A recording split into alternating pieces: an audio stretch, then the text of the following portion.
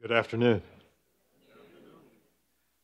Welcome to the fourth annual closing ceremony for the Hank and Billy Suber Aaron Summer Young Scholars Research Institute.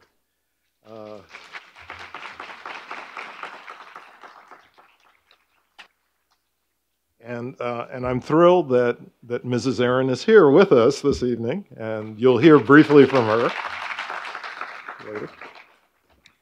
And the Research Institute is under the auspices of the Samuel DuBois Cook Center on Social Equity. And Mrs. Cook and her family are here with us as well.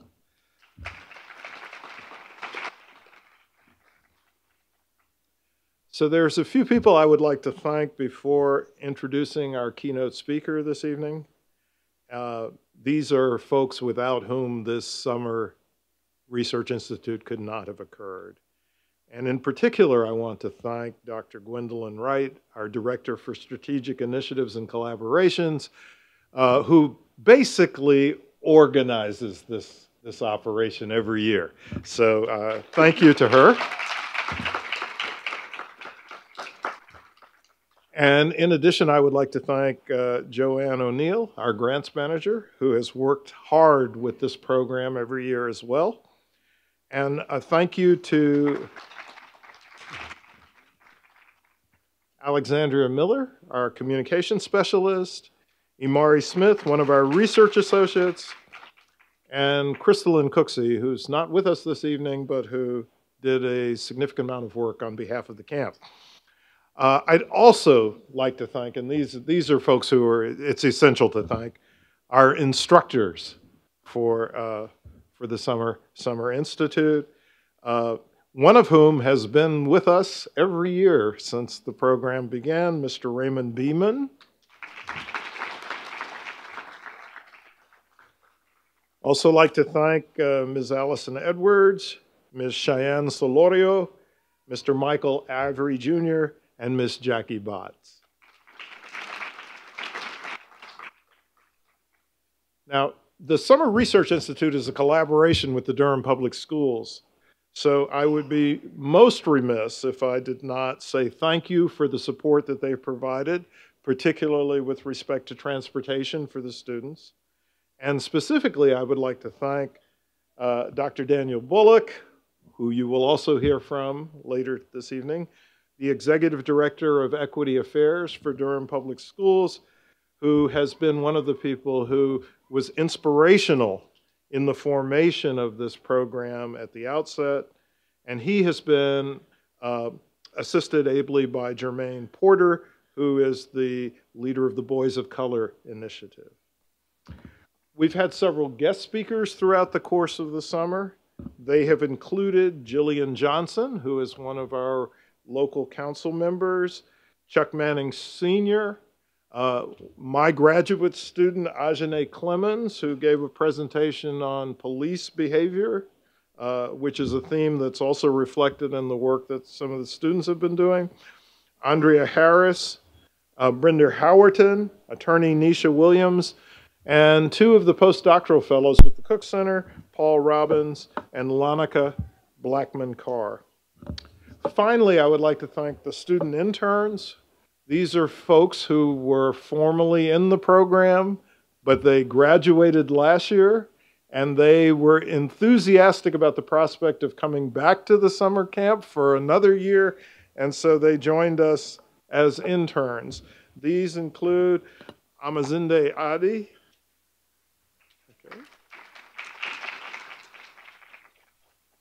Bolu Ajasa, Sydney Grissom, Elijah King, and Kennedy Ruff and Rachel Ruff. So I'm very, very thrilled to have the opportunity to introduce our keynote speaker this evening, Mr. Reginald Bean. Reginald Bean is Vice President of Culture, Engagement, and Stewardship for Coca-Cola Consolidated. He is based in Charlotte, North Carolina.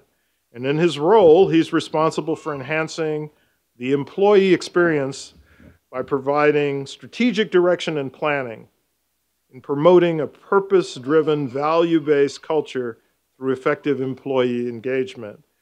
In addition, his responsibilities include developing external relationships with strategic outreach organizations with the purpose of enhancing the experience for employees, customers, and partners.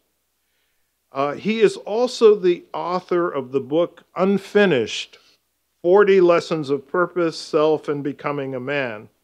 This is an inspirational text, she told me, is motivated by his passion for trying to address issues that surround the maintenance of the integrity of the Black family and the role of fatherhood. So we're very pleased to have Mr. Reginald Bean with us this evening.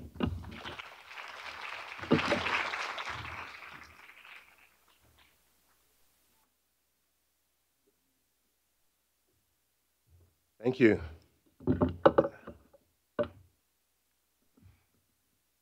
Our deepest fear is not that we are inadequate.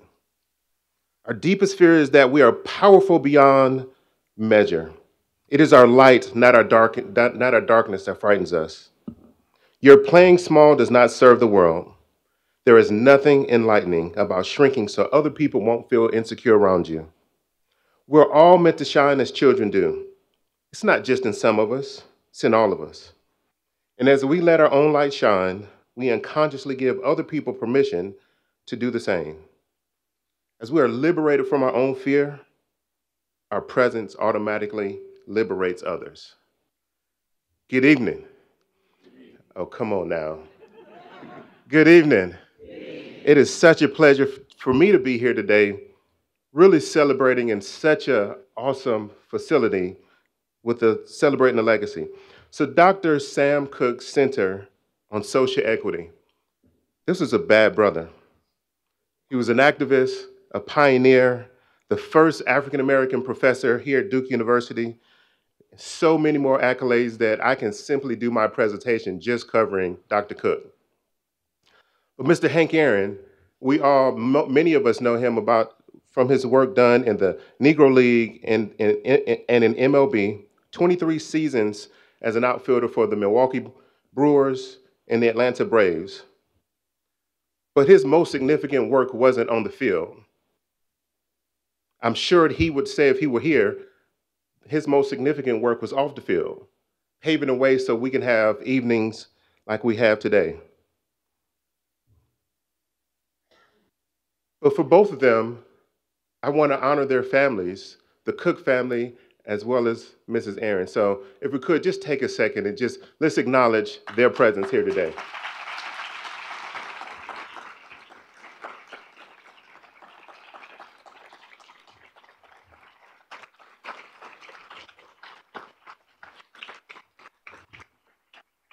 And before I get into my remarks, I want to celebrate the young people who did the work this summer, as well as the families that supported them. So give yourselves a round of applause. So on behalf of our chairman and CEO, Frank Harrison, our president, Hank Flint, and the 17,000 teammates that we have across 15 states, I want to say thank you for allowing me to share this moment with you today. However, as I get into my remarks, I just want to share with you two questions that I've struggled with along my journey to get here today. But as I was driving over from Charlotte, I came in last night. Generally, driving is relaxing for me. And on this particular Sunday afternoon, I'm flipping through stations on XM radio, and I keep running to the same types of channels or the same types of conversations on every channel. It's really highlighting the divisiveness that we're experiencing in our country today. So every time I stopped on a channel, they were talking about the same guy.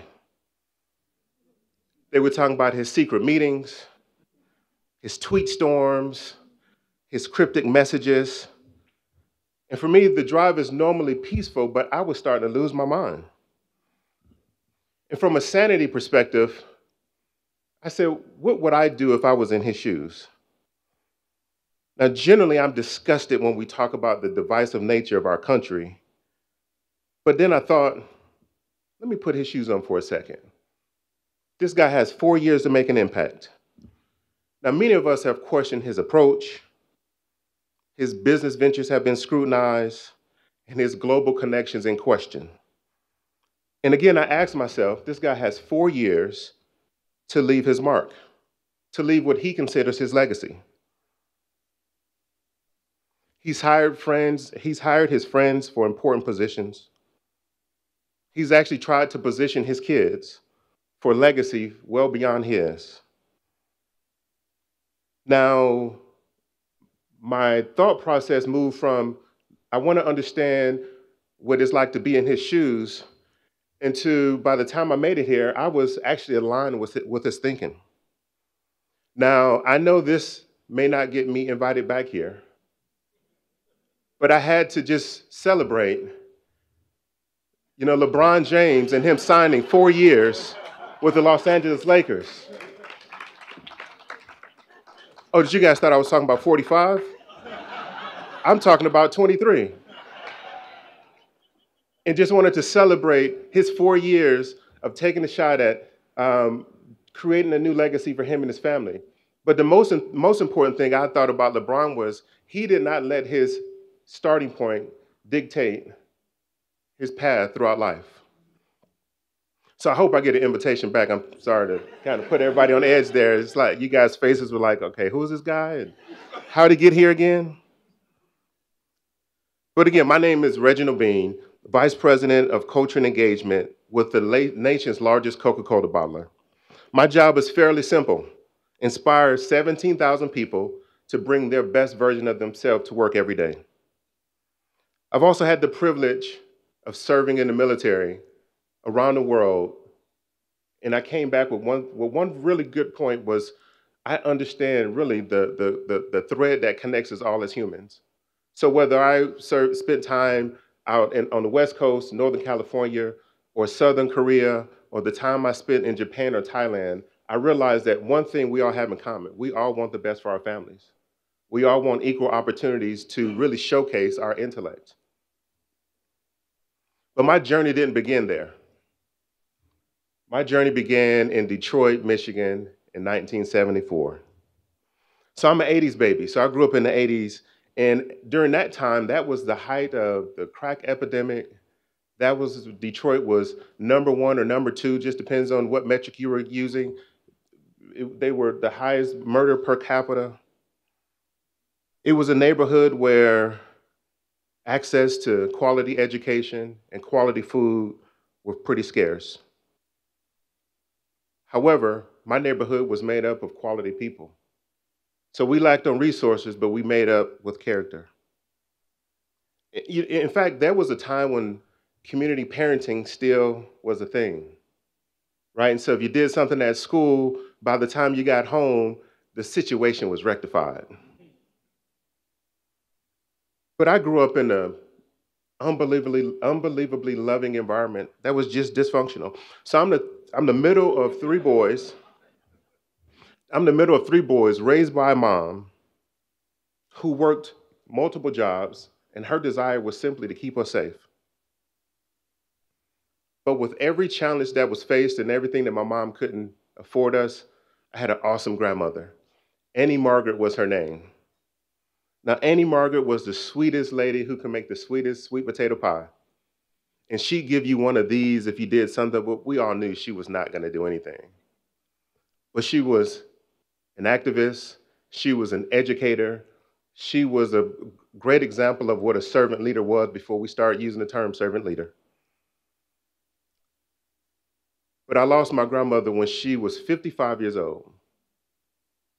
And now that somebody who is a lot closer to 55, I realize I don't have a whole lot of time on my hands. But with every turn in life, there were people who filled in for the things that she offered me. So again, two questions that I struggled with throughout my journey. Two things: how much time do I have? And how precious is that time? How much time do I have? Again, 4 years LeBron has to make an impact. There's a lot that can happen in 4 years, right? So some of you young people think 4 years is a long time. If you look over at your parents, they say 4 years is not a long time. So think about what can happen in the span of 4 years.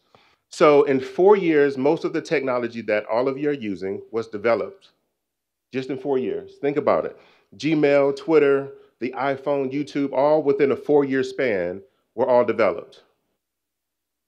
If you think about some of Martin Luther King's most prominent years, some of his most successful years came within a 4-year span. And I'd say the time that Jesus spent with his disciples, 3.5 years. So if you think about 4 years, really isn't a lot of time. So I had a chance to really check out some of your research posters and some of your research papers, some of them covering healthcare, mental wellness, education, gender disparities. And I'll tell you, I thought I was coming here to leave you with a couple nuggets. And I was thoroughly inspired by what I read. The research that you've done, the time, the pride that you took into some of the work that you've done. But today I still want to leave you with the nuggets that I brought for you. So there's 7 of them. And most of you have heard some of these before. Some of you have asked Alexa or Siri some of these same questions. But I just want to inspire you today. The first is get there before you get there. Now, some of you have heard this, get your head in the game, believe you're going somewhere before you get there. But I want to remind you that to just believe that God has a plan for you before you even see what that is. So dream it before you get there, right? And so when I see the work that you guys have done today, I'm encouraged that you guys are thinking beyond today. So if you look to your left and you look to your right, I promise this is not a sermon. I'm not going to ask you to hug your neighbor. But if you look to your left and your right, some of the folks that are around you won't be on the journey with you. Some of the folks that are around you are just in your life temporarily. Now, that's excluding parents. But I want to encourage you to look around you when you make it back to your homes, to your schools, to your churches, and ask yourself, who's in my circle? Who's gonna be on this ride with me? Who's gonna encourage me to get there before I get there?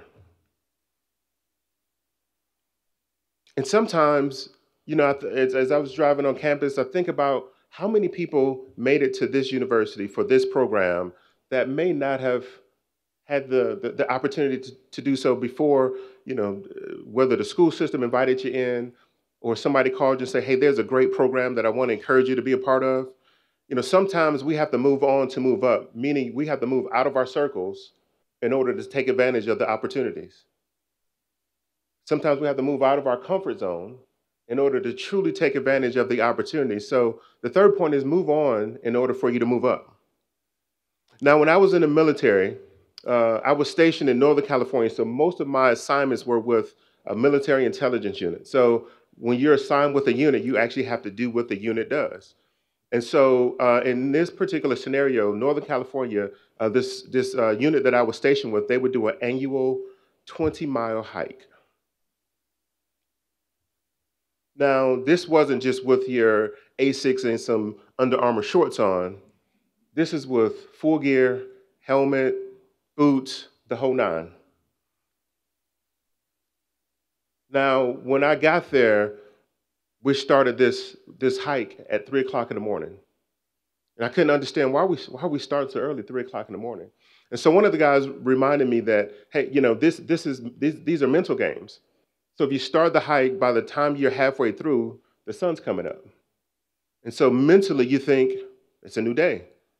So you start off when it's dark, by the time the sun comes up, it's a mental shift. And so the same, I would encourage you to apply to your life. It's a mental shift, right? So recognize some of the challenges that are ahead of you, but understand the rules of the game. So sometimes we're playing with rules, we're playing the wrong rules to the game of life. So just understand and recognize the game, a mental game, that is. And then most of all, it's often our struggles, our story, no matter where we come from, that really propels us in life.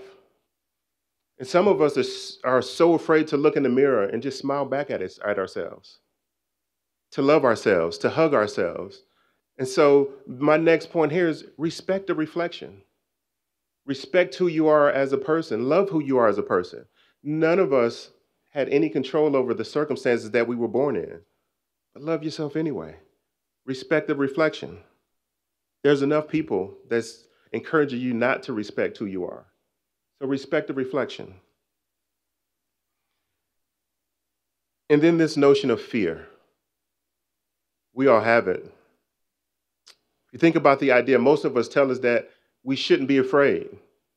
Most people tell us just to put your chest out, tie your bootstraps up, and move forward. But I want to encourage you slightly different today. Fear exists. Fear exists, but I want to encourage you to lean into it. That's where courage comes from. Courage comes from walking through it even when you get afraid. Courage comes from signing up for the program even when your friends are kind of chilling for the summer. Courage comes from standing up and being proud to present your work, even though you may be a little nervous to speak in public. So fear exists. My encouragement to you is just lean into it. And as we stand into the Dr. Cook Center on Social Equity, and we remember Mr. and Mrs. Aaron, these folks were change makers.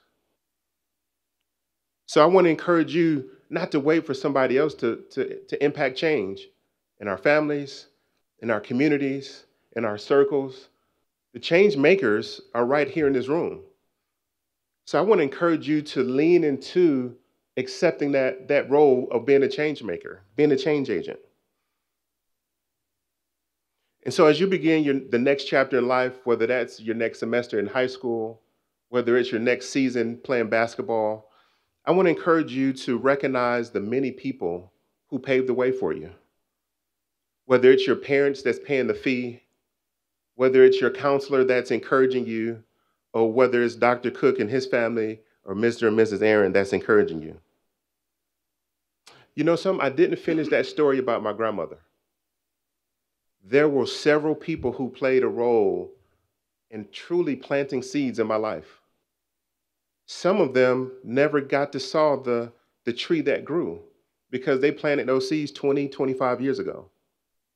So I just want to remind you to give a fist pump, give a hug, give a kiss to folks who are planting seeds in your life, because many of them, they may not see the tree fully bloom. Those may be counselors, they may be instructors, they may be just folks, they may be neighbors, but I just want to remind you that there's significant people that play roles in our lives that are planting seeds that they won't ever get to see grow. They plant them, sometimes they're fertilizing them, we call that discipline, but they're fertilizing them. But just remember that there are people playing significant roles in planting seeds that they won't ever get to see the fullness of who you're going to become. But I also want to encourage you to begin planting seeds. No, there's no age restriction on when you can start motivating somebody else. There's a younger version of you waiting in the wings, waiting to be encouraged, waiting for somebody to give them a word of encouragement, planting a seed. So I just want to remind you as I wrap up, I'm living proof of seeds planted, prayers answered, and a lot of community feedback and discipline. So thank you again for allowing me to share this evening with you. Again, I thought I was coming to bring you a gift, and I'm walking away with more than I came with. So thank you, and enjoy the rest of your evening.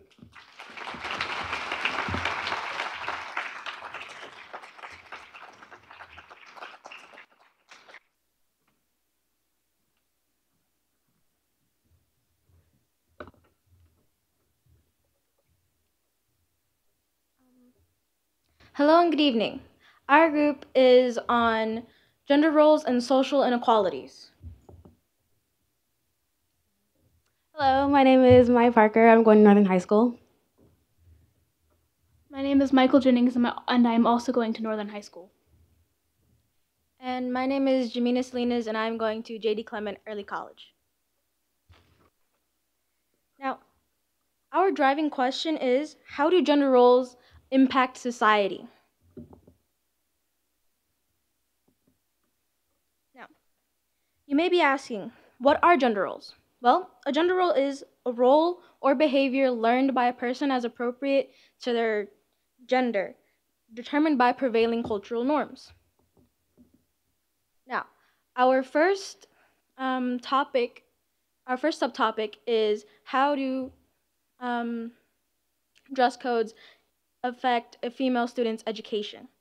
Now, this graph is from a presentation done from a survey done in 2015 from 183 people. And a whopping 148 of them agreed that dress codes are extremely strict towards female students. Now, according to Papel and Swanson in 1999, they say that the original intended purpose of a dress code is for safety reasons, for pride, and for discipline. Now, 57% of all schools across the country have a very strict dress code. And the dress code in the graph you see before you is the dress code of DPS. Now look at this. Look how many of these rules are against female students. No spaghetti straps, no halter tops, no strapless, no headwear, no see-through garments, no mesh garments, mid-thigh shorts. Boys get the easy ones. No baggy clothes, pants at waist level. These all are targeting and impacting a female student's education. Thank you. Now on to Maya. All right. Our next subtopic dealt with male assault in prisons and why it is underreported. It seems to stem from the fact that the stereotypes of men that they are aggressive, forceful, unemotional, and can handle things themselves. Around 200,000 men are assaulted in prisons, but only a small percentage come forward. A study done in 2010 by Miller says that majority of them, about 35%, don't come forward due to embarrassment because they feel like a loss of masculinity. It also doesn't help that prison police in the prisons they usually turn a blind eye to it and don't like try to stop it or anything. So some of the effects, and like in society themselves, they kind of make it a joke with like such phrases as "don't drop the soap," and even like a popular TV series called SNL, Saturday Night Live, where they kind of have a segment called "Scared Straight," where they kind of glorify the life of a prisoner. Some of the effects of not being able to come forward and talk about it are depression, suicidal thoughts, and even death.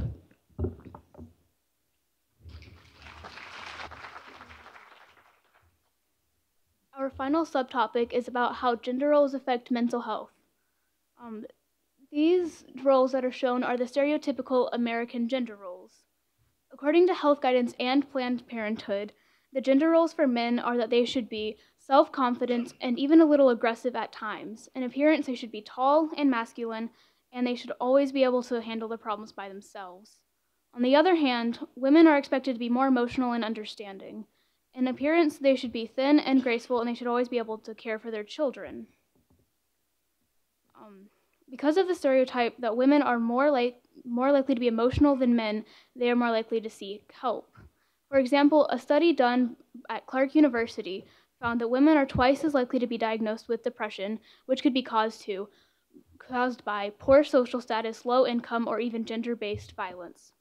In comparison, men who are expected to keep their problems private have a suicide rate of 3 to 5 times higher than women. And they are 2 to 3 times more likely to suffer from substance abuse. These are partially caused by extreme gender roles. The chart on the left shows the suicides in males and females in the USA from 2005 to 2016. From the data provided, you can see that men will have a more difficult time seeking mental help. This is because of the pressures of society of what a man and a woman should or should not be. These are our solutions for the problems that we've mentioned today. A solution for gender roles negatively impacting mental health could be to teach children in school classes, such as health and gym, that it is okay for them to seek help no matter what their gender is. Some possible solutions for male assault in prisons could be better supervision over the prisons and better methods of speaking out, and also having medical and mental health services talk to them.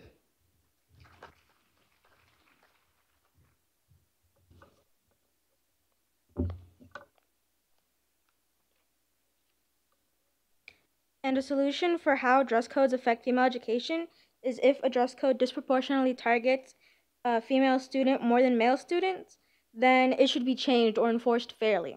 And our overall solution for our main topic is more portrayal of gender-based issues in media and in education, and having discussions at a younger age, and not press stereotypes or gender roles on children. Thank you.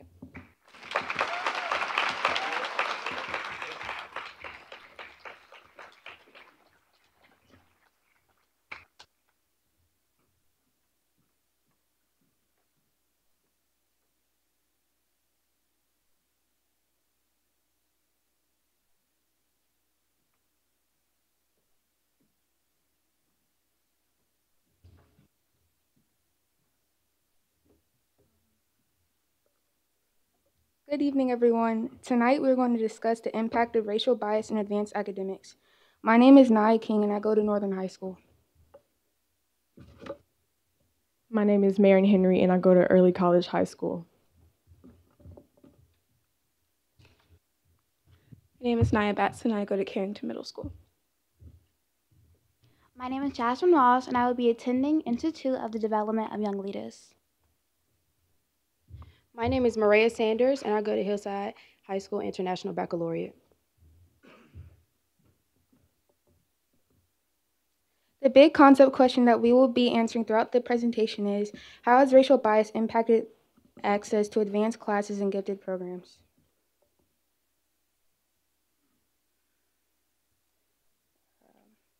So, advanced academics is mainly comprised into 3 different categories: honors, AP, and IB. Honors classes run at a faster pace than than standard classes. AP classes are established by the college board, and they give you college credits if you take the classes. And IB classes also give you college credit if you take the classes.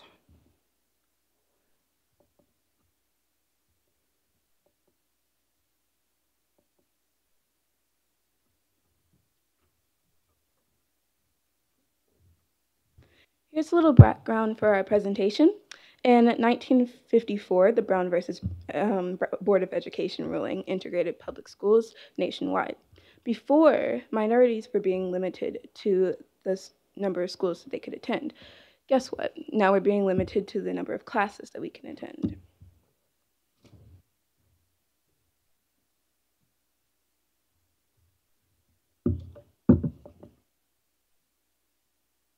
So, as you see in this graph, only 12% of a different race than white students attend AP classes, and 88% of white students attend AP classes.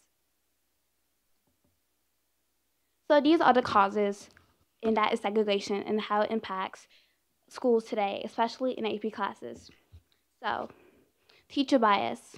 Disparities in discipline begins in preschool. And what that means is they start judging you in preschool.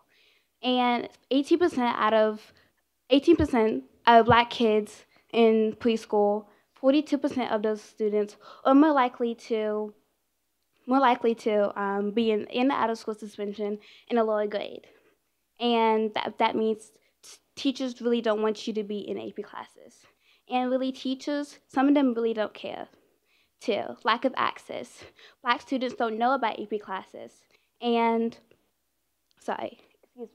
some teachers don't tell that Black students are, they need to be in AP classes.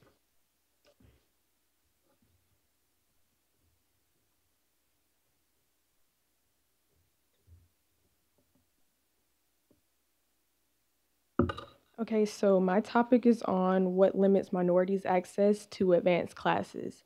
Our claim is saying that the achievement gaps in tracking are the causes of which teachers make expectations for students, and also teacher bias and cultural bias, which is treating someone different because of their cultural background.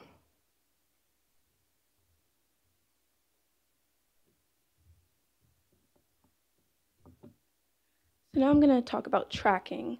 Tracking is academic.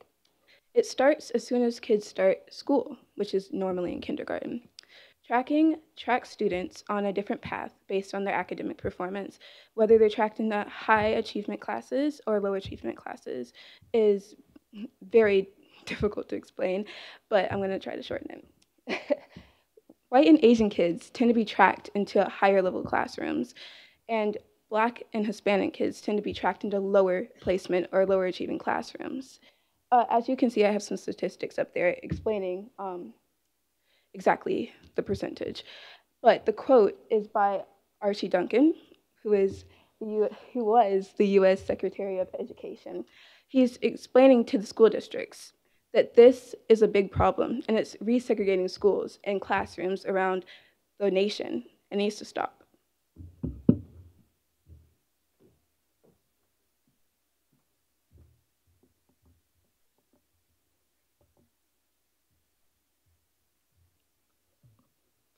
Possible solutions for this problem include programs like LEAP. LEAP is a program for Latinos, and LEAP stands for Latinos Excelling in Advanced Placement. The program places students in classes and then support them by improving their social skills. It also encourages Latino students to take AP classes that will benefit them once they enroll in college. The program has opportunities for the students to also be open to college tutors. The tutors will benefit those students when it comes to them receiving the college level work in high school. Teachers and counselors also play a big role in placing students in advanced classes. Teachers can create appropriate curriculum that will prepare the students for their advanced work, and counselors can help identify those students who are ready to enroll into those advanced classes.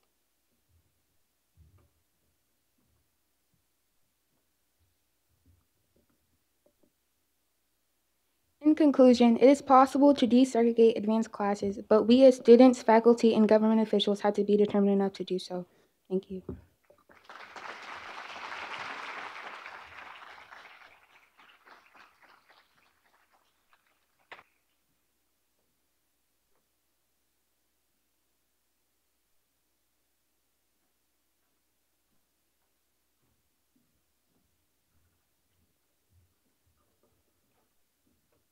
Good afternoon, everyone. Our research this summer was on the school-to-prison pipeline.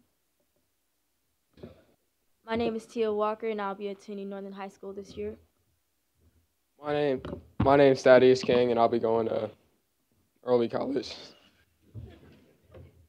My name is Fumi Adio, and I will be attending City of Medicine Academy. My name is Ryan Holman, and I'm a rising junior at Hillside High School.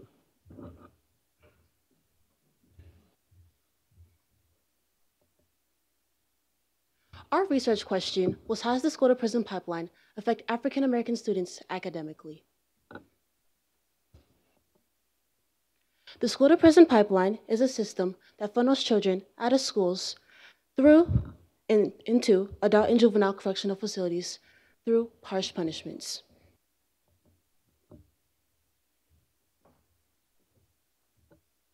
My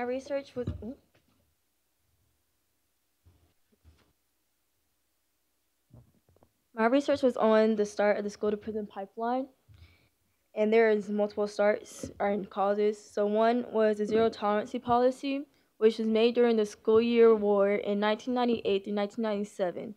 It was made to keep schools safe by keeping bullying and violence out of schools, but has been twisted into fitting in racial biases and targeting minority kids. Another one was the lack of resources, as in psychiatrists, social workers, guidance counselors, to help students that may be acting out, and instead of making them feel isolated, but by by making them not feel isolated and trying to solve the problem and trying to see if it's something from home.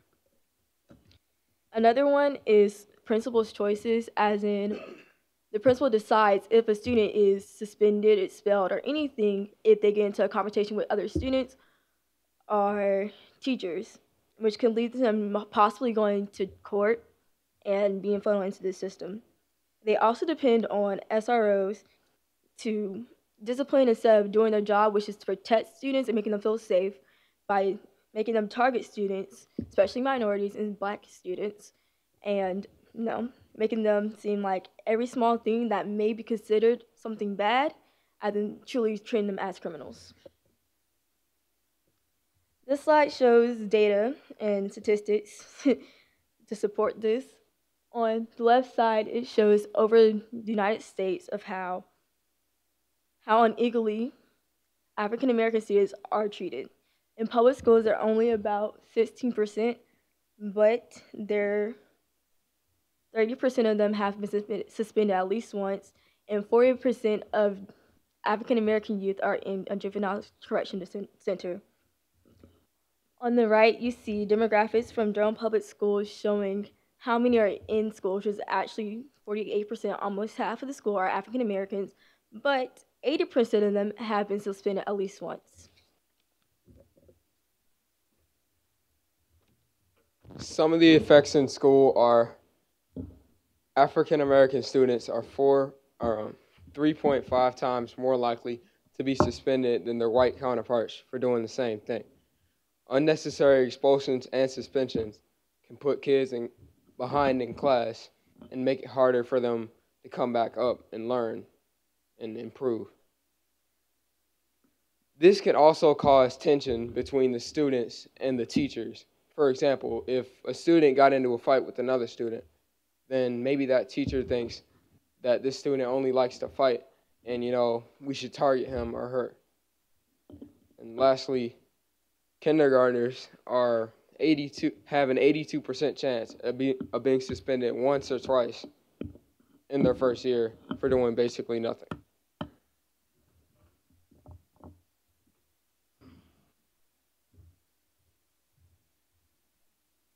Suspensions and expulsions can really change the mindset of a kid, which is why once teenagers leave school, after being affected by the school-to-prison pipeline, they are often left broken and mentally unstable.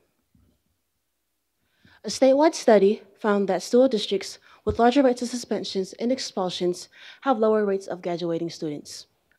Another study found that over half of Black young men who attend urban high schools do not earn a diploma, and of the dropouts, nearly 60% will go to jail at some point in their life.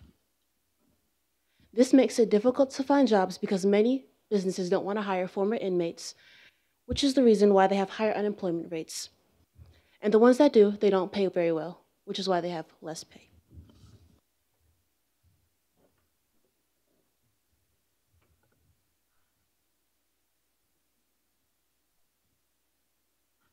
Possible solution to the school-to-prison pipeline is restorative justice. Restorative justice is the alternative criminal justice system.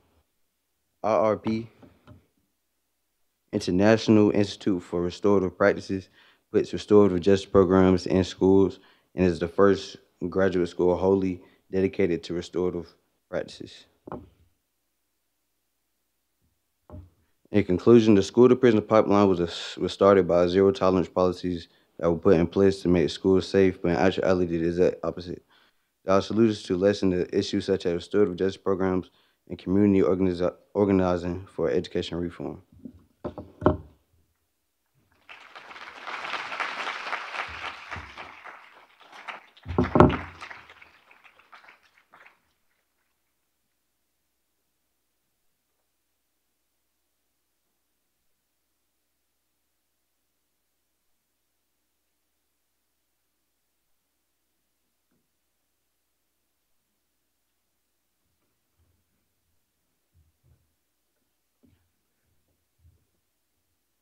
Good evening, everyone. My name is Jaden, and I'll be a rising sophomore at Early College. My name is Jonathan. I'll be going to Northern High School. My name is Zachary, and I'll be attending City of Medicine.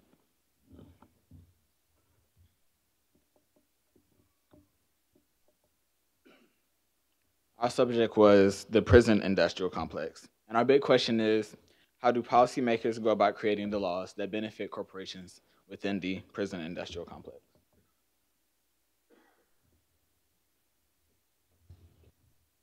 So our main topic was the prison industrial complex, which is a term used to describe the intersecting interests of private corporations and government.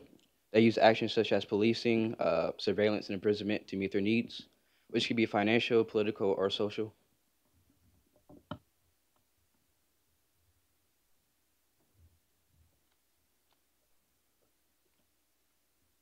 This is the 13th Amendment. The 13th Amendment says that slavery is illegal except as a punishment for a crime. This amendment was passed by Congress January 31st, 1865, and ratified on December 6th, 1865. This picture right here was taken during the sharecropping era, which was an institution put in place after slavery. And this picture right here was taken at a farm which uses prison labor. Policies within the prison industrial complex are 3 strikes you're out, mandatory minimums, and tax code 3306. 3 strikes you're out is you are given a life sentence on your 3rd felony. Mandatory minimums are the judge cannot sentence you to any time lower, but it can give you extra time. Tax code 3306 says that labor done in prison or a penal institution does not count as labor or employment.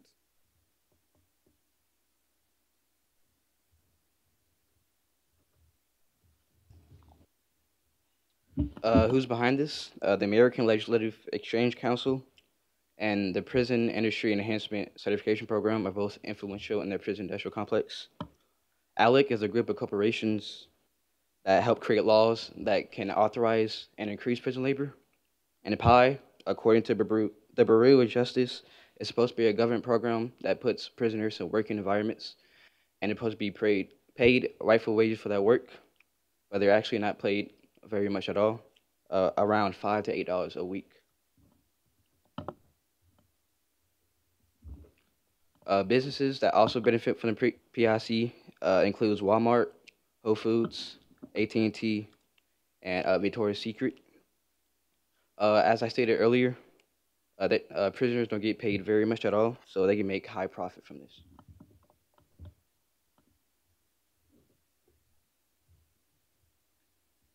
Individuals who benefit personally from the prison industrial complex are Henry Waddell. He made $25 million, and he made $25 million on shares in the private prison industry. And he served on the Core Civics Board from 2001 through 2012. George Zoley made $6 million in bonuses alone, and he also owns $23 million in the private prison industry. Jerry Mittich and Mitch Surovich owns together $300 million in the private prison industry.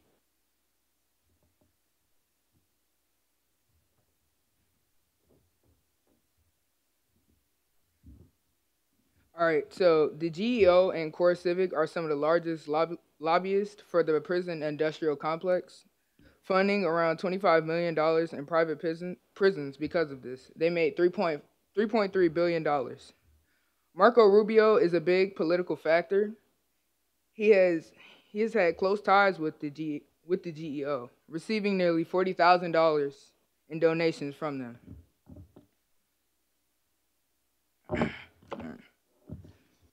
All right, so groups such as ALEC play a big part in the prison industrial complex. They also have the power to pass laws that prohibit prison labor.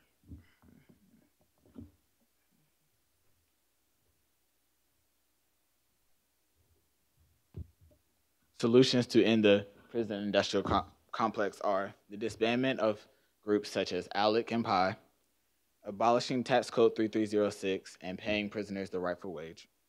Problems we could face while trying to abolish such tax code would be lack of support from our peers and rejection by the Congress. Because right now, we can't do anything unless we're elected into Congress. So together we can go into Congress and abolish this tax code. It's a hard thing to do, but together we can make it possible. And to break up groups such as ALEC and PI, we can petition them and expose them to the world for who they really are.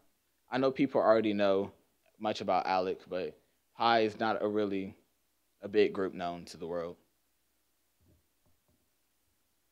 And this picture here is prisoners, and they're making helmets for military and other military paraphernalia.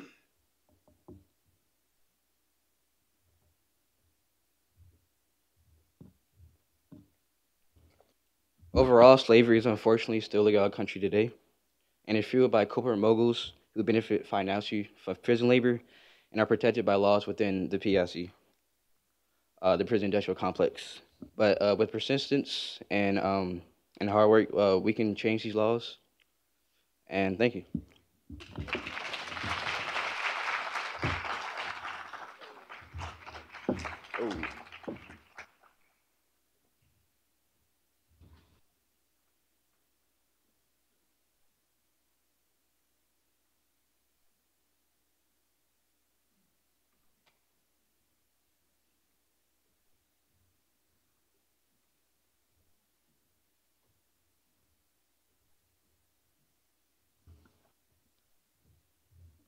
Good evening. Our presentation is on the effects of media representation on perception, identity, and housing. My name is Julius King, and I'm going to be attending the North Carolina School of Science and Mathematics. My name is Deja Albritton, and I'll be going to Northern next year. My name is Alex McCalman, and I attend Northern High School.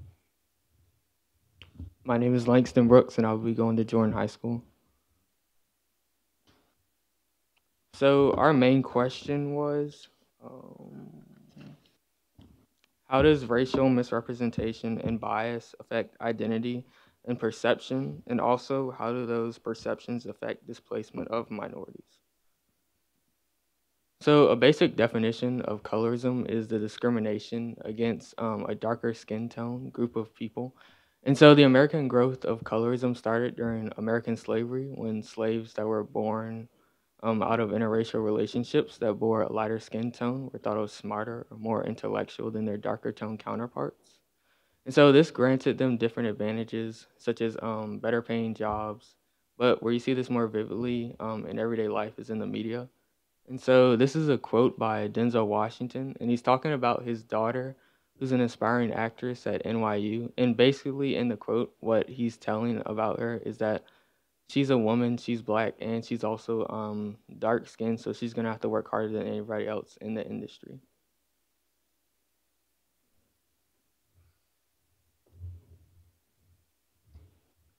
Okay, so in a study conducted by Social Psychology Quarterly, 210 9th and 10th grade girls were asked on a scale of 1 to 10 how important they thought it was for girls their age to read magazines. The median, or the middle of the data, response for Black girls was a 2.5, while the median response for white girls was a 2.9. The Black girls only read Black magazines like Essence and had a higher sense of individuality and self-esteem.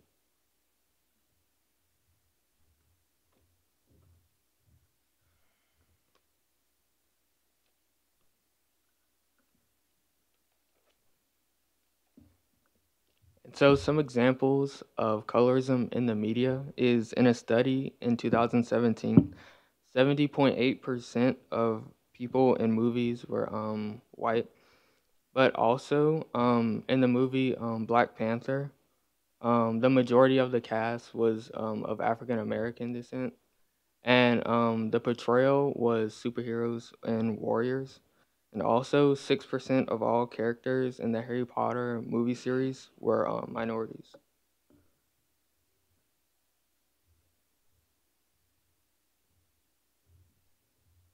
Okay, so this is a study conducted by the National Study of American Life. The graph on the left depicts racial centrality, the amount race plays in your identity, increase as the subjects consumed more Black information, so music, movies, TV shows. The graph on the right depicts the subject's opinion for public regard decreasing as the consumption of Black information increases. So this decrease in opinion of public regard leads to a higher support of affirmative action by individuals because of their segregated media intake. So, a study conducted by the Journal of Broadcasting and Electronic Media found that on a scale of 1 to 5, the median response of 202 African Americans supportive of affirmative action was a 4.2. The study also found that there is a correlation between public perception and support of affirmative action, as well as a correlation between the negativity of a representation of Blacks and the amount of disregard for Blacks by other ethnic groups.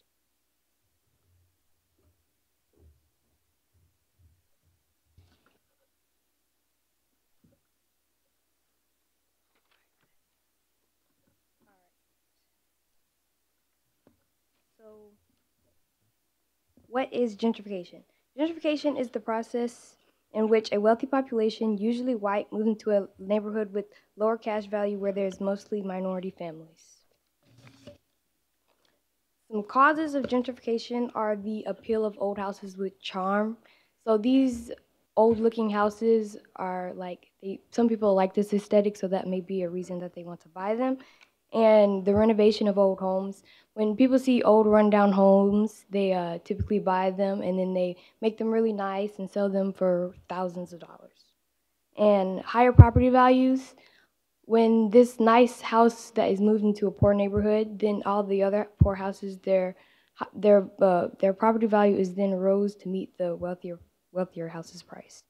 And the graph shows some changes in some big cities and their homes. Some streets. And then Central City is where multiple business opportunities are. So most people who live in Central City want to live by their houses, so their houses will be typically higher priced. So those who have those higher paying jobs will pay more for those houses. And business attractions, businesses go towards the population. So wherever the population is growing, the businesses will go to have more customers.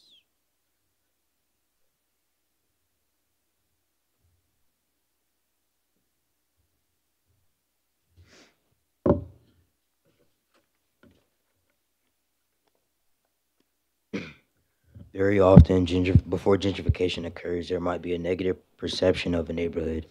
McDougal Terrace is represented to the media as a bad neighborhood. The gentrification, no, sorry.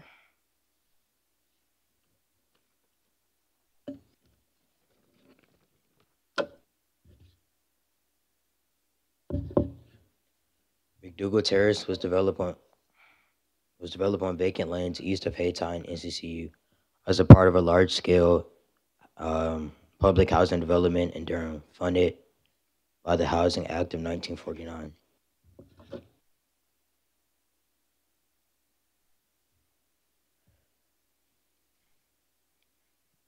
During the process of gentrification, African Americans who are lower income are displaced.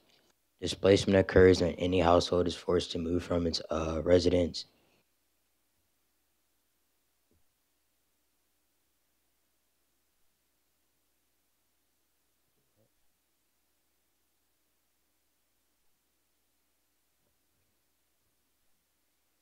Two major racially segregated projects were developed in the early 1950s. Few Gardens on the right for white people and McDougal Terrace on the left for African Americans.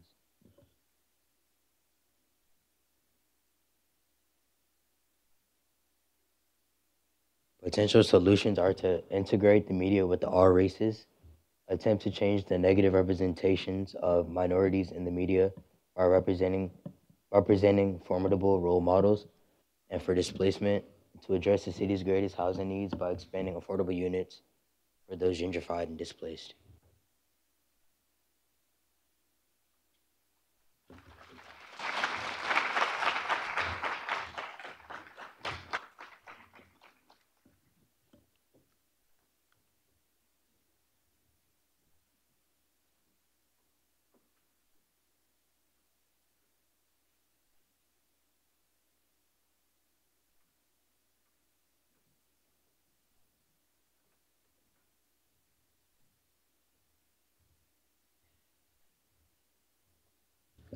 How's everyone doing today?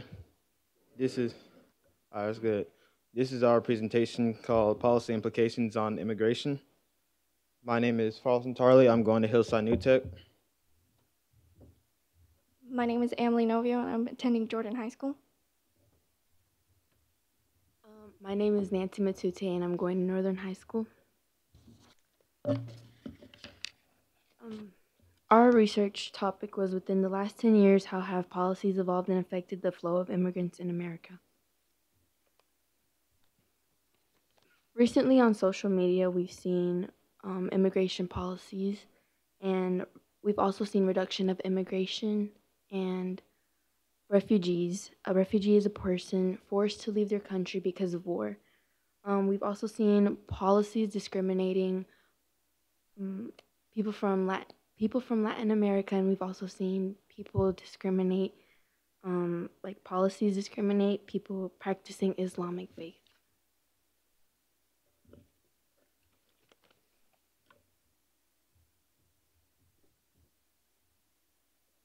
This is a photo of the Greece and Macedonian border in 2015.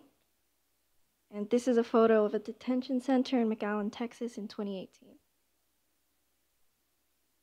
I will be comparing Obama's and Trump's policies on detaining immigrants. The Obama administration turned to mandatory detainment after the summer surge of 2014, which was the surge of women and children asylum seekers coming from countries like El Salvador, Guatemala, and Honduras. On the other hand, Trump turned to the zero tolerance policy because the crisis at the border was out of control. But on an interview in 2017, he states that immigration on the border has been the lowest in 17 years. Though both parties did practice detainment, their methods of detainment were different. The Obama administration made efforts to detain families together and only separate them if suspected trafficking or fraud was involved. The Trump administration, however, separated families based on if they entered the country illegally or not. In 2,342 children were separated from their families between May 5th and June 9th.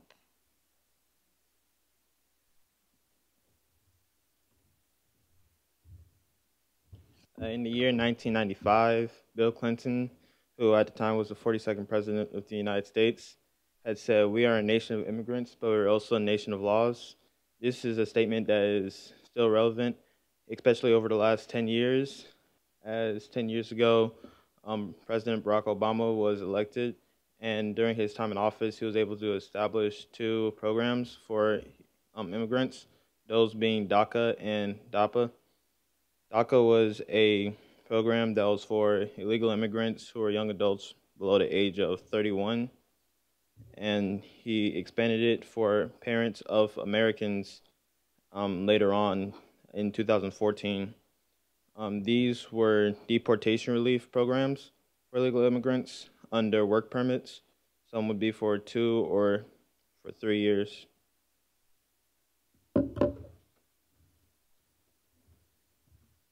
I will be talking about how policies have affected refugees in America. Executive Order 13769, or travel ban, was a ban preventing travelers and refugees from Syria, Sudan, Iraq, Iran, Somalia, Yemen, and Libya. The first ban was lifted by courts because it was kind of like an anti-Muslim ban, and courts lifted that, sparing Iraq. And then the second one was blocked in March by judges, and the third one was the Supreme Court reinstituted some of the policies on the ban, saying that no one from those places that has strong ties to the United States could not come here. On the graph here shows that after 9/11, refugees reduced from 2012, and right now that Trump is in office, we can see that in 2018 the refugees have also reduced. Possible solutions. I put make more rational laws not based on racial bias, and maybe make programs for refugees.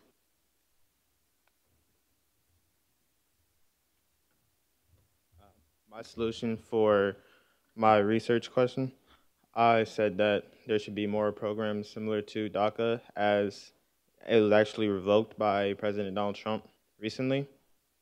And for policy strategizing, they should look to like make a policy that helps the country more than just for political gain.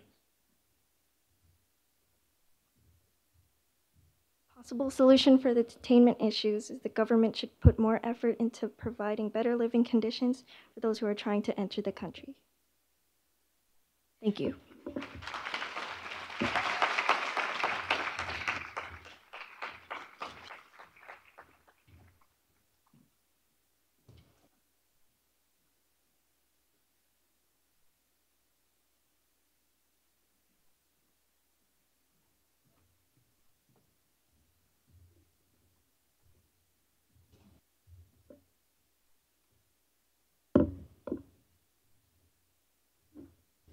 Good afternoon, everybody. My name is Obieze Urumadu, and I'm a rising sophomore at Josephine Dobbs Clemens Early College High School.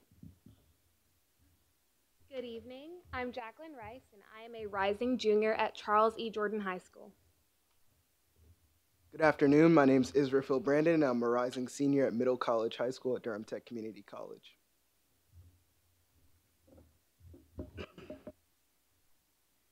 Our research project is titled Financial Literacy, a Stepping Stone to Prosperity, and our overarching research question was, how do financial institutions continue to take advantage of financially illiterate and financially disadvantaged people of color?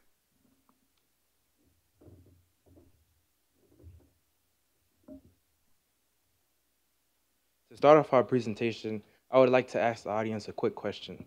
If you take out a $1,000 loan that has a 20% interest rate, how much will you owe in a year in interest? Now I'll give the audience a few seconds to answer the question.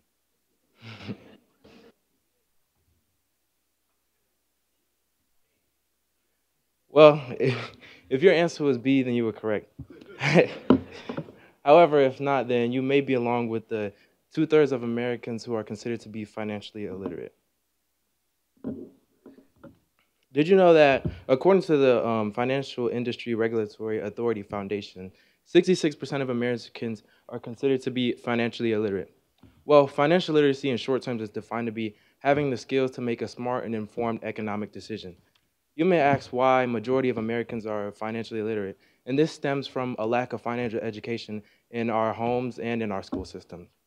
Well, according to financial expert Ryan Decker in his most recent TED Talk, 75% of Americans claim that they gain their basic financial knowledge from their parents, while only 33% of these parents claim that they frequently discuss finances with their children. This makes our parents as a primary source of financial education essentially a weak primary avenue. In the graph or map of the U.S. behind me, 5 states in America require a semester-long financial education course. And according to the 2015 National Report Card on states' efforts to improve financial literacy in high schools, these 5 states were the only states in America to perform at an A in financial education, these states being Virginia, Tennessee, Alabama, Utah, and Missouri. And as you can see, 23.5% of our states are failing, with another 5.9% passing with a D. According to the U.S. Department of Education, more than 40% of schools built in impoverished areas receive poor funding from the government. And as you can see in the quote above by Arne Duncan, who was a former educational secretary under Obama's presidency, the quote in summary states that policies that are allocating teachers and resources are farther perpetuating the problem rather than solving it.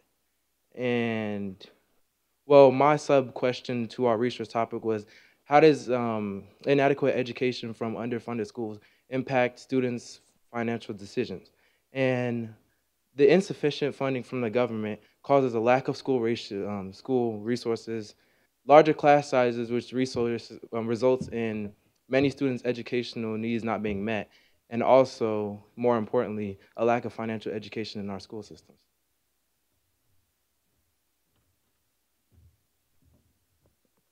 Continuing on from what Obieze addressed about how children receive a weak foundation of financial literacy and education, I continue to look into how does the lack of financial literacy in young adults impact their quality of life and the wealth that they possess.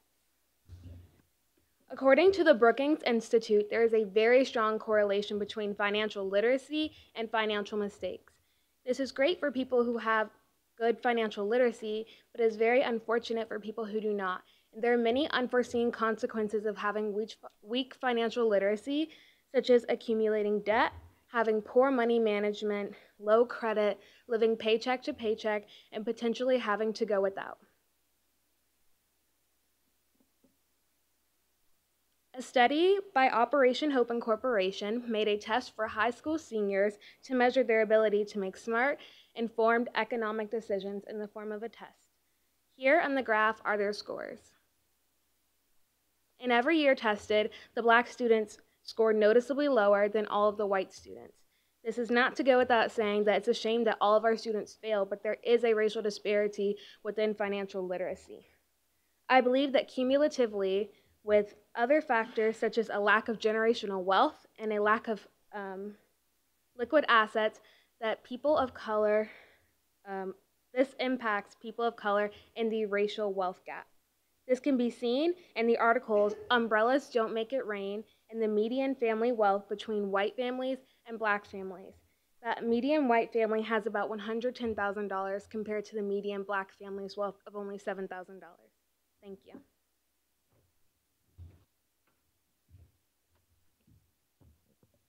Financial decisions aside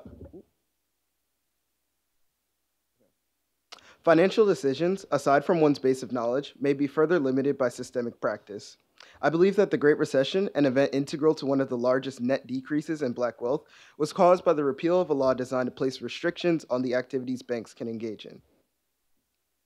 My driving research question this summer was looking at, once Glass-Steagall was lifted, what did banks do?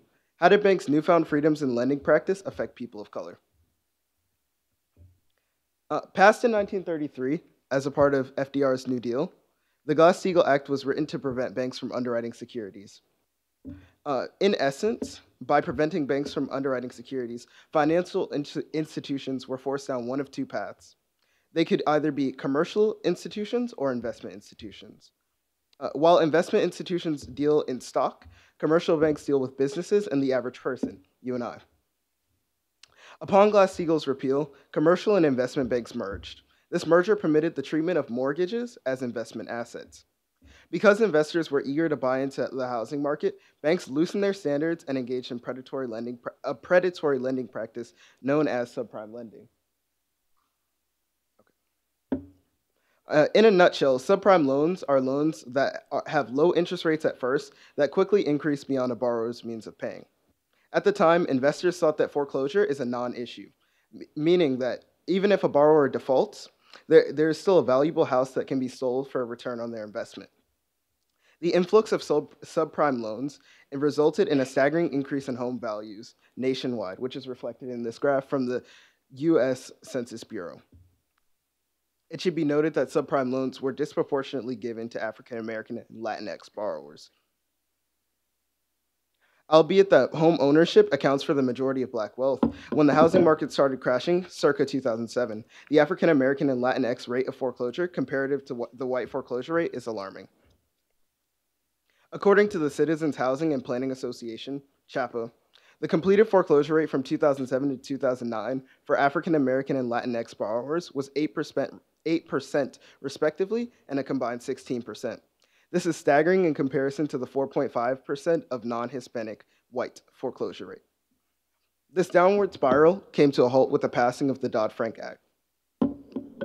While the Dodd-Frank Act failed to re-separate investment and commercial institutions, it did take measures to regulate mergers and ensure banks don't engage in risk-adverse activities.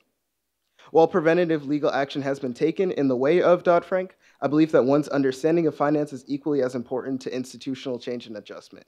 Here are some plausible solutions. I propose that we should strengthen Dodd-Frank by re-separating commercial and investment institutions to mitigate the possibility of banks engaging in risk-adverse activities.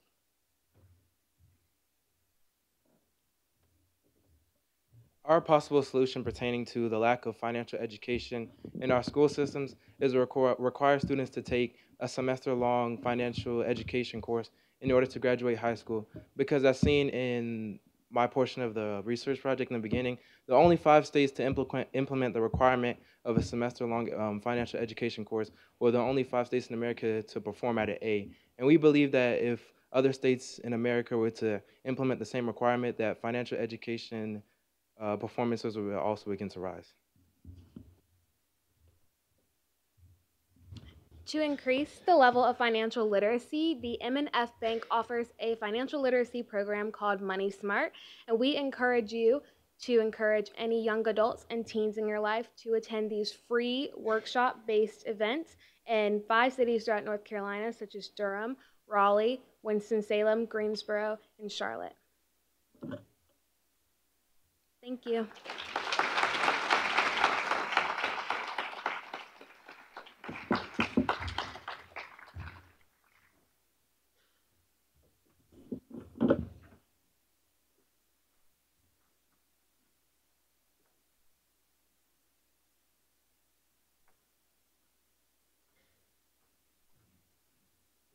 I'd like to ask the third-year students to please come to the stage.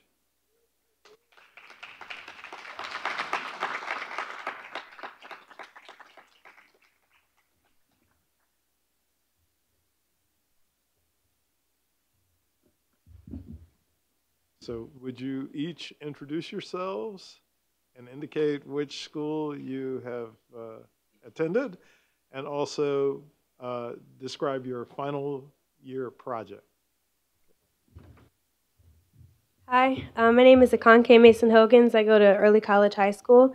I'm a third-year student in this program, and my research topic was looking at colorism in education, and I was looking at disciplinary outcomes as well as achievement outcomes academically of darker-skinned students of color as related to lighter-skinned students of the same race.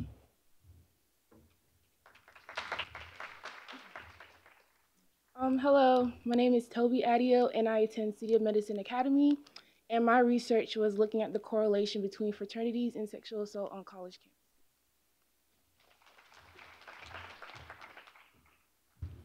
Good evening, everyone. I'm Sandra Centillion. My third-year project focused on the effects of incarceration on mental wellness. I studied the causes of intergenerational effects on mental illness and the results of incarceration on inmates.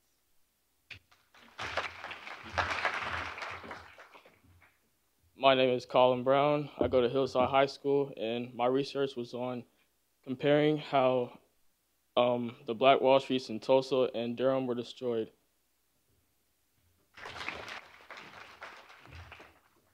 Hi, my name is Samuel Philpott. I attend Hillside High School, and my research was on how the war on drugs and the pharmaceutical industry produced racial biases between drug abuse, and how blacks were seen as criminals while many whites in rural areas with their pharmaceutical drug addictions have been treated, and now we have opioid epidemics versus a war on drugs.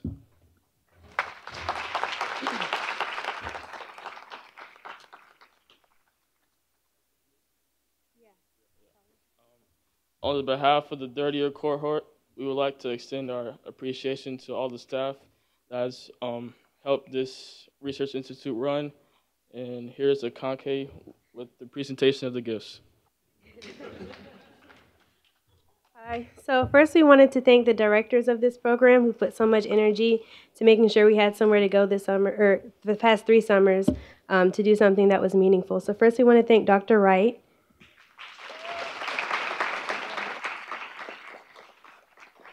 I don't see her. Yeah, come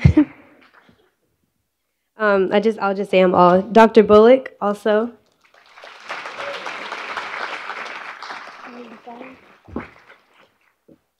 Dr. Darity.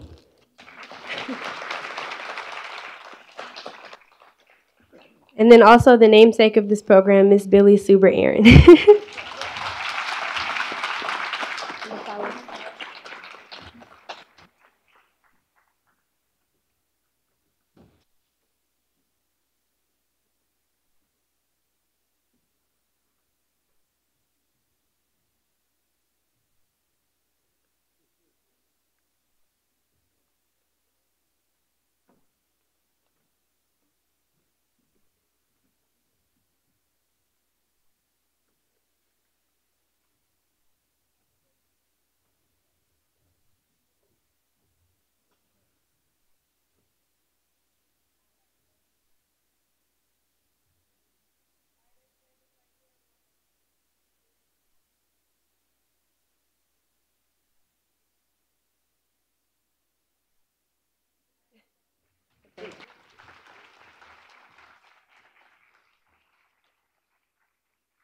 And we'd also like to thank all of our instructors from the past 3 summers. So we have Mr. Beeman,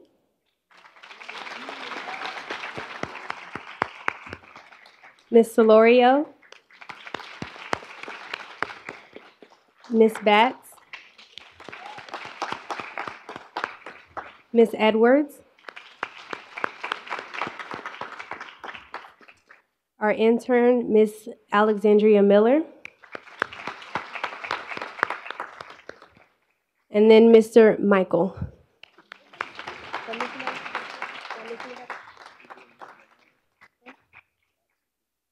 Oh, yeah. And then we also wanted to give a shout out to Miss Addison Malone. She was our intern last year. She came all the way from New York. So.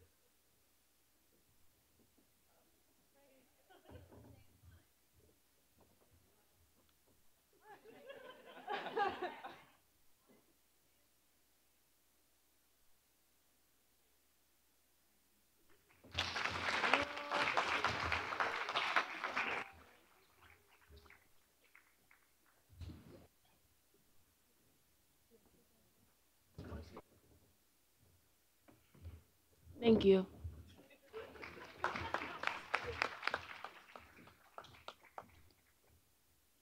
So you've heard from the first year students their oral presentations, and you've had an opportunity to see the poster presentations from the second year students.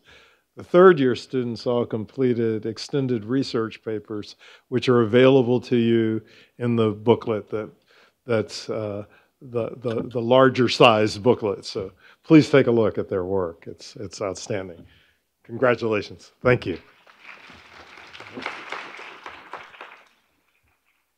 So we're going to have some closing remarks, and the first person that we'll hear from is Dr. Bullock.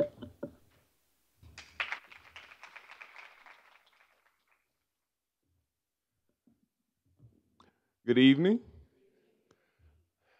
First of all, let's give another round of applause to all of these students, first, second, and third year cohort.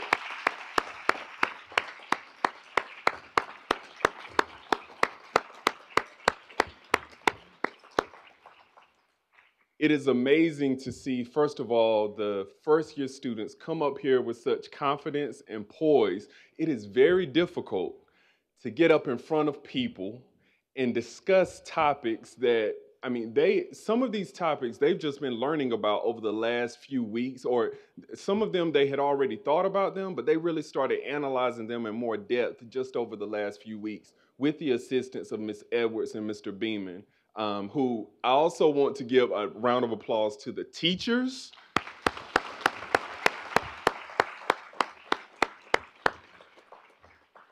It is summertime. It can be a challenge to keep anyone engaged in this type of content over the summer. So it's just amazing to see what the teachers are able to do as far as engaging students, challenging them to continue to grow and develop even in the summer when some of them rather be at home relaxing. And then the students who come to the program every year and show that dedication, it's amazing to see that. So I just, on behalf of the school district, on behalf of Durham Public Schools, I just want to celebrate our students, our first, second, and third year students, and our fourth year students who came back as interns this year. Shout out to them too.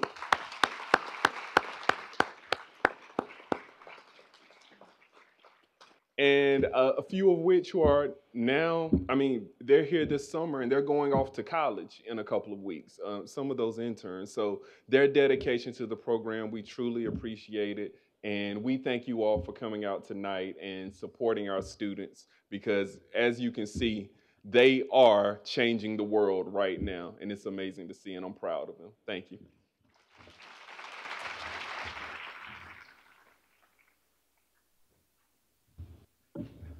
So when we first started the Samuel DuBois Cook Center on Social Equity, we had an opening ceremony that was held at the Nasher Museum.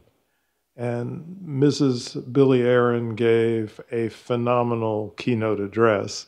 So we're going to ask her to give us some words today. Not going to ask her to give as long an address as she did that evening, but I know you'll enjoy hearing from her.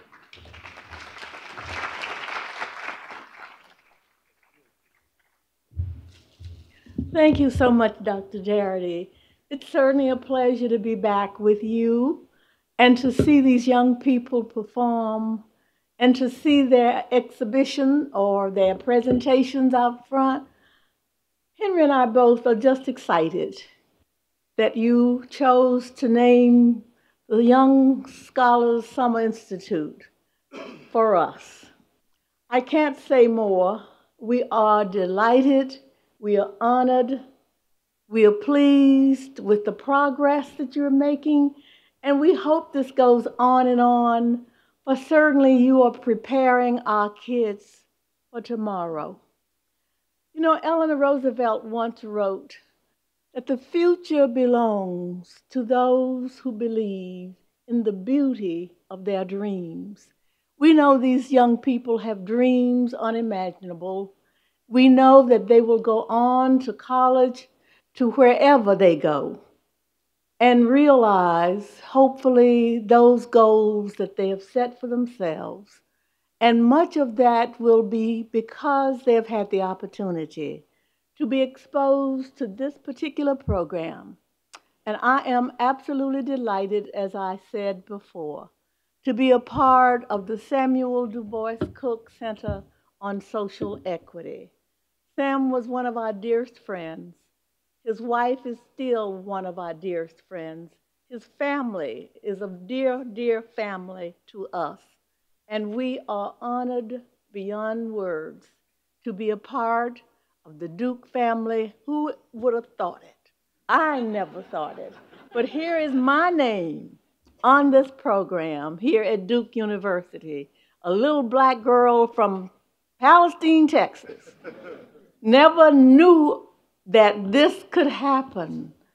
And what can I say? Thank you.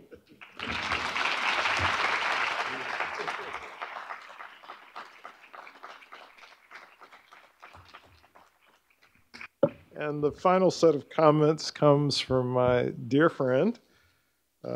We tend to root for slightly different teams when it comes to basketball. But on behalf of the Cook family, Sam Jr.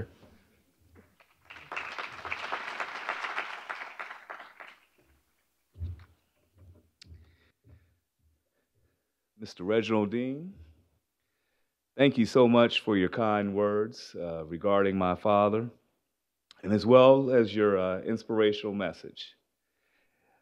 Dr. Darity, Dr. Wright, Mrs. Billye Aaron, staff members of the Cook Center, students, parents, teachers, and Duke University, the Cook family would like to offer a heartfelt thank you for another amazing summer program.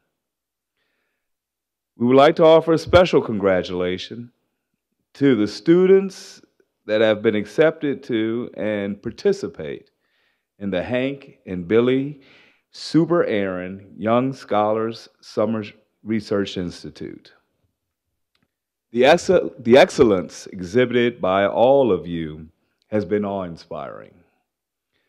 One day, it will be up to all of you to save the world, I believe. I also believe that you are young, gifted, and are on your way to becoming future leaders and role models. I know one day my children will look up to you. And one day, other young children will seek to emulate the work that you have done and the excellence that you have provided. Thank you again to the Cook Center for another wonderful summer at Duke University.